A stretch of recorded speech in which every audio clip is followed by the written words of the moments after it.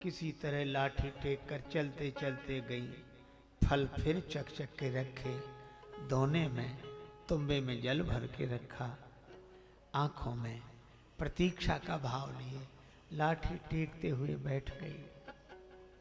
उधर भगवान आए, ऋषि मुनियों ने साज सजाए, नियम के अनुरूप भगवान की झांकी करने आए, दर्शन करने आए। भगवान ने उन नियम वाले मुनियों से कहा, बाद में, पहले इस वन में मेरी माता शबरी रहती, उसकी कुटिया कहाँ है? अब भगवान को पता नहीं, सब जानते हैं, लेकिन मुनियों के सामने शबरी माता का महत्व प्रकट करने के लिए भगवान पूछे, कुटिया कहाँ शबरी माँ की? अब मुनि वो पगली, वो इनकी माता माँ बता दी कुटिया। राम जी चले। अब शबरी माता ने दूर से देखा, लगते तो वैसे ही जैसे गुरु जी ने कहे थे। तो मैं जाऊं दौड़कर चरणों में गिर जाऊं? नहीं नहीं, बिना पहचान के जाऊंगी। और मेरी ये ऐसी रूप राशि काली कलूटी देखकर उनका चित्त क्षुब्ध हो जाएगा। मेरी या कुरूपता की कोर कढ़ जावे ना।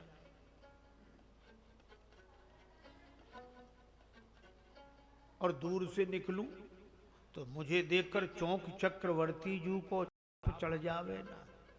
पास यदि जाऊं तो डर है विनीत यही, चौंक चक्रवर्ती जू को चाप चढ़ जावे ना। तो क्या करें, ये तो निकले जा रहे हैं। एक काम करो, क्या दोनों हाथ से आंखें मूंद लो, इससे क्या लाभ होगा? का मूंदरी मूंद दो हाथन इन आंखिन को, राम कढ़ जावे राम रूप कढ़ पावे ना। राम जी निकलते हैं, पर राम जी का रूप नेत्रों में बस जाए। नेत्र बंद करके बैठ गए और भगवान वहीं आकर खड़े हो गए।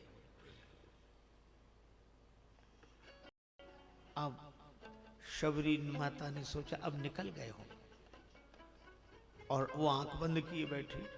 और राम जी लक्ष्मण जी से कहते हैं, देखो हमने आने में देर कर दी तो माता नाराज हो गई, आंख बंद कर ली। पर शबरी माता ने आंख खोली, कब तो चले गए, जो देखा सामने ही।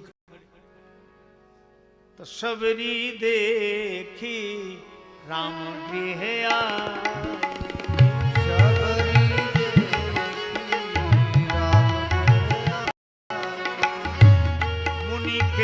वचन समुझ जिय भाए।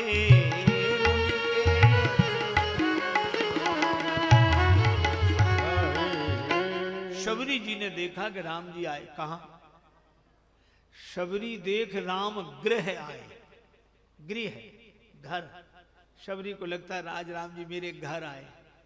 शबरी माता को अपना आश्रम भी घर लगता है, और राम जी को शबरी माता का घर भी आश्रम लगता है। ताहि देई गति राम उदारा, शबरी के आश्रम पगुधार। और जब देखा कि भगवान मिल गए, तो भगवान के मिलते ही गुरुदेव भगवान की याद आ गई। मुनि के वचन समुझ जिय भाए, मुनि के वचन आज भगवान ढूंढते हुए आ गए।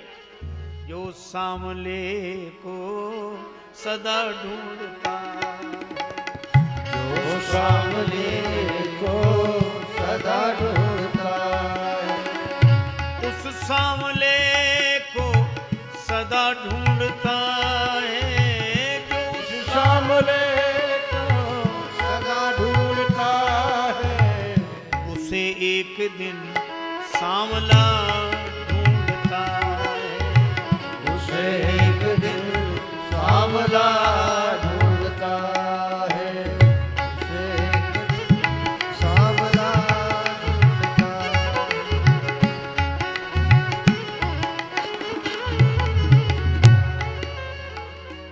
ढूंढता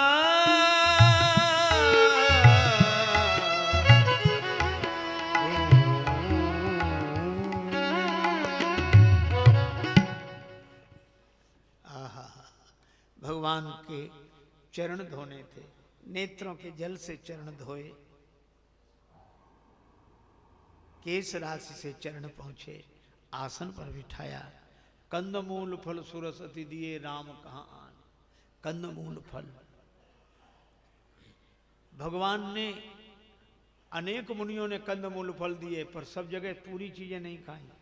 कहीं अतिरुच राम मूल फल खाए, कंद छोड़ दिए, कहीं कंद मूल लिए फल छोड़ दिए, कहीं फल कंद लिए मूल छोड़ दिए।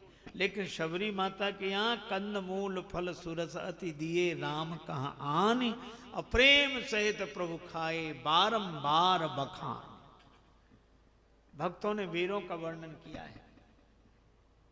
बेर जनि लावो बेर बेर जनि लावो बेर बेर जनि लावो बेर लावो कहें बेर बेर, सबरे बेर धन्य सबरी के, लगे राम कहानी के। आयुर्वेद शास्त्र कहता है धात्री फलम सदापथ्यम कुपथ्यम बदरी फलम। धात्री फल आंवला सदा पथ्य है, बेर हमेशा कुपथ्य है, लेकिन भगवान को आज ये कुपथ्य प्रिय लग रहा है क्योंकि भक्त के हाथों से मिला है। बेरों का स्वाद भगवान कभी नहीं भूले। अयोध्या लौटने पर भी घर गुरुगृह प्रिय सदन सासुरें भई जब नाई। घर में, गुरुदेव के घर में, अपने सदन में, ससुराल में, जहां जहां मेहमानी हुई, कोई पूछता लाल जी रसोई कैसी बनी, तो राम जी कहते बनी तो बहुत अच्छी, लेकिन तब तह कहे शबरी के फलन की रुचि माधुरी न पाई।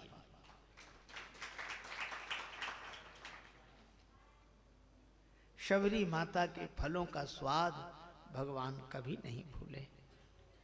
उसके बाद शबरी जी के सामने भगवान ने नवधा भक्ति का वर्णन किया। और नवधा भक्ति में नियम रखे। प्रथम भगति संतन कर संगा, साथ ही नहीं संग, साथ तन से होता है, संग मन से होता है। साथ तो मच्छर करते सबसे ज्यादा, बिल्कुल आसपास ही रहते साथ, वे भी रक्त ही चूसते हैं। तो ऐसे साथी किस काम के जो जब देखो तब खून ही चूसे। संग मन से। दूसरा रतिमम कथा प्रसंगा, कथा में रति। तीसरी भक्ति गुरुदेव के चरणों की सेवा पर। तीसरी भक्ति अमान, अभिमान शून्य होकर गुरुदेव के चरणों की सेवा करना। तीसरी भक्ति मेरे गुणों का गायन करना, कपट छोड़कर करई कपट तजी गान। मेरे नाम जाप में दृढ़ विश्वास। पांचवी भक्ति। छठवीं भक्ति दमशील होकर, इंद्रियों पर संयम करके, बहुत से कर्मों से विरक्ति, सज्जन के धर्म में प्रवृत्ति, सब में मुझे देखना। सातवीं भक्ति पर मुझसे अधिक संत को देखना, ये शर्त। आठवीं भक्ति प्राप्त को पर्याप्त समझो, यथा लाभ संतोषा। सपने नहीं देखे पर दोषा, दूसरे का दोष कभी न देखे। नवम सरल सब सन छल ही ना, पर शर्त मम भरोसे ही हरस न दीना। ये 9 प्रकार की भक्तियां बताई और भगवान ने कितनी सुविधा दी। इन 9 प्रकार की भक्तियों में कितनी हो, 5 हो, 7 हो, नहीं नहीं नहीं, 9वां एक हो जिनके हो, एक। और माता को लक्ष्य करते हुए भगवान ने कहा, लोग कहते हैं माताओं को अधिकार नहीं, इसमें अधिकार नहीं, उसमें वो अलग होंगे जिनमें अधिकार नहीं, पर भगवान कहते हैं 9वां एकहु जिनके होई। और सबसे पहले माता का नाम है, नारी पुरुष सचराचर कोई। पहले माता का नाम है, तब पुरुष का नाम है। इसमें चौथी भगति मम गुणगन करई कपट तज गान भी है। और इस एक भी हो वह मुझे अतिशय प्रिय लगता है, लेकिन माता आपके जीवन में तो सकल प्रकार भगति दृढ़ तोरे। और जब आप में सब तरह से दृढ़ भक्ति है तो श्री जानकी जी का पता आपसे पूछें। शबरी माता ने पता दिया, सुग्रीव जी के पास पंपा सरोवर में जाओ, वहां श्री सुग्रीव जी से मित्रता होगी, हनुमान जी मिलेंगे, तब श्री सीता जी मिलेंगे। जानहु कहु करिवर गामिनी। भगवान ने कहा हे श्रेष्ठ गज गामिनी, है ना। अच्छा देखो, बूढ़ी हो कोई मैया, वृद्ध, त्वचा झूल रही हो, सिर हिलता हो और डगमग डगमग, और कोई उससे कहे हे गज गामिनी, तो व्यंग लगेगा कि नहीं। और भगवान इस बूढ़ी सबरी माता से कहते गज गामिनी ने, श्रेष्ठ गज गामिनी।